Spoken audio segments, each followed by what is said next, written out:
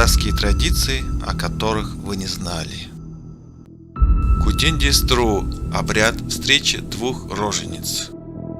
Часто в большой семье случалось так, что свекровь и невестка или несколько снох рожали примерно в одно время.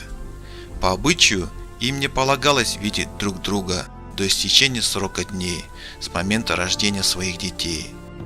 Считалось, что от этого новорожденные могут заболеть чесоткой, поэтому роженицы встречались только спустя какое-то время.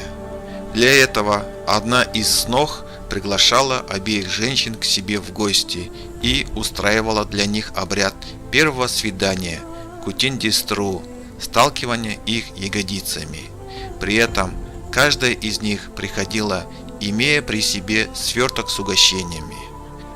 Сноху, пришедшую первой, хозяйка юрты проводила на почетное место и садила лицом к стене. Вторую же, подшедшую немного позже, усаживала спиной к уже сидящей. Потом, по условному сигналу хозяйки, они брали свертки в левую руку, пропускали под правой ногой и правой рукой одновременно передавали друг другу.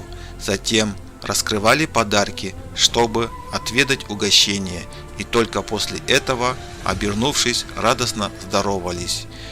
После совершения ритуала кутен-дестру женщины столь необычным способом, вернувшие себе возможность общаться свободно, как прежде, принимались благодарить сноху и вручали ей свои подарки.